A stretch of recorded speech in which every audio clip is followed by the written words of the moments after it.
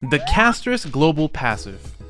This video has nothing to do with it at all. In the past, Honkai Star Rail was relatively free-to-play friendly. Beating everything in the game didn't require that much investment, but as the game moved forward, the amount of investment you needed to beat the endgame kept getting higher and higher. But what exactly is causing this problem? Is it the power creep? Or maybe it's Hoyo's fault for forcing us to summon on the limited supports? Or maybe it's something else entirely. Let's talk about why it's not all power creep.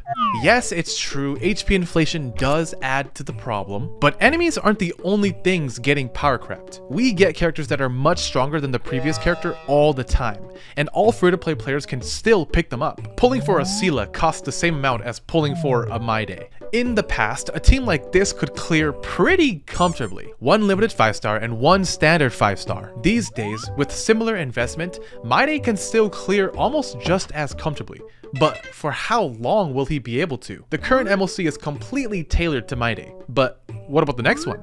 And then what about the one after that? Eventually, an E0S0 Maide just won't cut it. In version 1, players could confidently pull only one copy of a limited 5-star and clear for a long time. But unfortunately, the goalpost has moved forward. The amount of investment needed for a DPS to stay relevant has significantly increased. But let's be honest, you and we both knew this already. We already know that we both had to pull premium supports for our DPS to even do damage. Your Acheron really isn't gonna do much without Xiao Cho.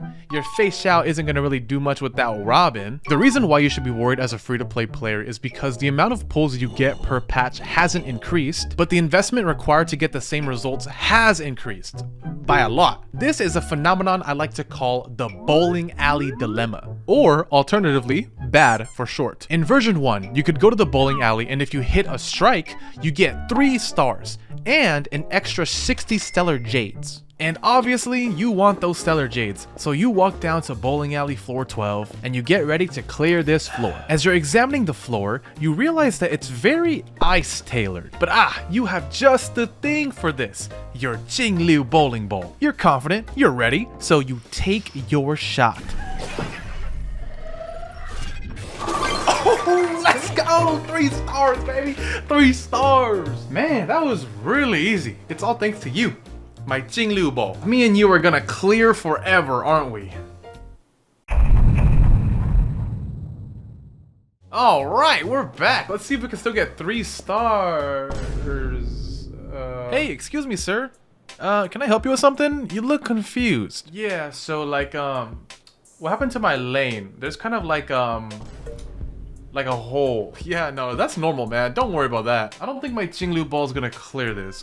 Can I request another lane? Yeah, of course, sir. Let me take a look at your character roster real quick. Sir, it seems like you're gonna have to stay in that lane. Wait, but that guy has a Jingliu ball as well, and he has a normal lane. Yeah, but sir, that's the premium Robin and Sunday lane. Wait, what? Can you explain that to me? It means you can only go to that lane if you pulled Sunday and Robin, man. So you're telling me that if I don't pull Sunday and Robin, I have to play the game with obstacles on my path? Yep. Good luck, man. But just 2 versions ago, my Jingliu was the #1 ball. Well, isn't this kind of unfair? Yep. Good luck, man. I believe in you.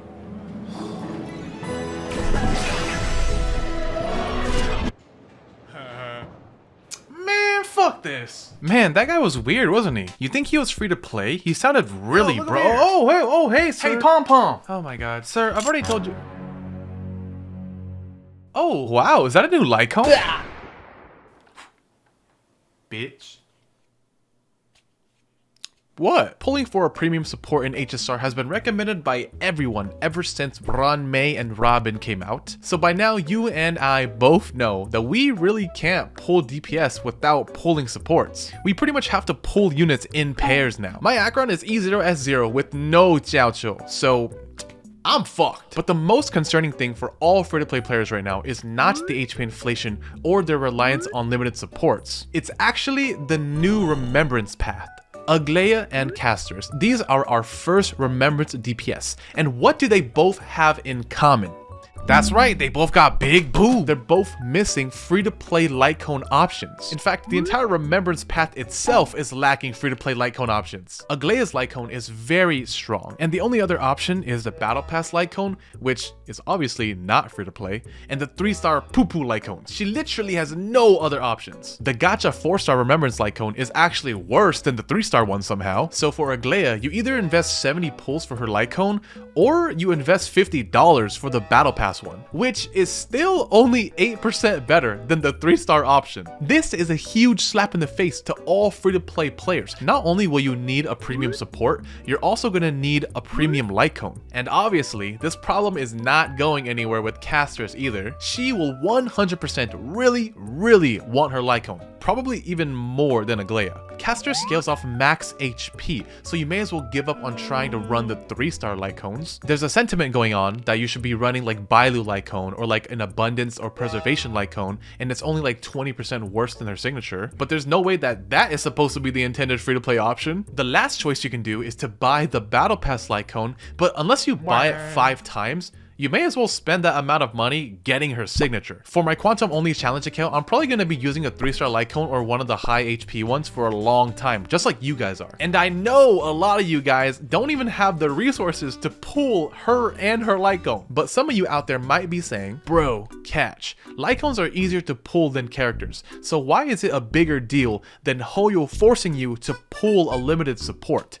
A premium support like Tribi is flexible. You pull them once and they work in most of your teams. The investment you put into Tribi will trickle into the Herta teams. It'll trickle into Castress teams, into Aglaea teams, into Yunli teams. So even though you do need to occasionally pull the limited supports, you're still pulling them on an occasion. On the other hand, requiring a limited light cone for every character creates new problems. Instead of having to invest into one Tribi every few patches, you'll also have to invest into a signature light cone every time you pull a DPS. So for Castress teams, you're going to need Castress, her limited weapon, and probably Tribi as well. On average, that will take 244 pulls to achieve. This is not free-to-play friendly. DPS characters being reliant on their signature light cone is not a new thing, definitely not. But it has never been this blatant and this harsh, at least to my knowledge. But you know, let's actually do some research together, right? Like, what are the guide makers saying about signature light cones? There is a very big misconception that Akron is pretty much like unplayable without a signature light cone 1. This has already been disproven. Oh, so Akron's light cone is not needed. Okay, you know, that's kind of good because I was trying to save my pulls. Her damage without her signature light cone isn't terrible, but if you're looking for someone to compete with Qingnu or Dill for the strongest damage dealers, you will need her light cone as things are. Oh, never mind. It's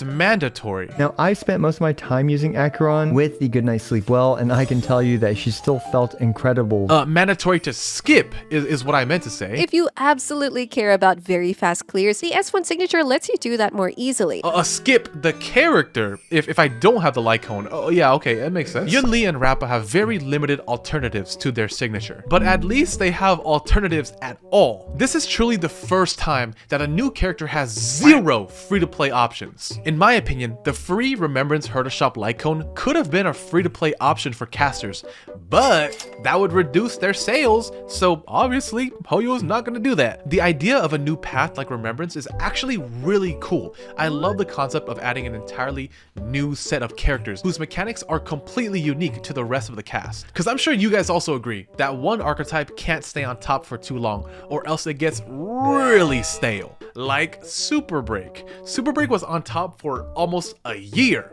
and it felt like everything was centered around it for the longest time. So when Remembrance got announced, the idea of summons and memo sprites was actually really refreshing to me. But little did we know that it would come with a massive amount of problems for all free-to-play players. But no matter how bad the free-to-play player experience gets, I will be there. Will you? Thanks so much for watching. I appreciate you. Hopefully Pom Pom's okay.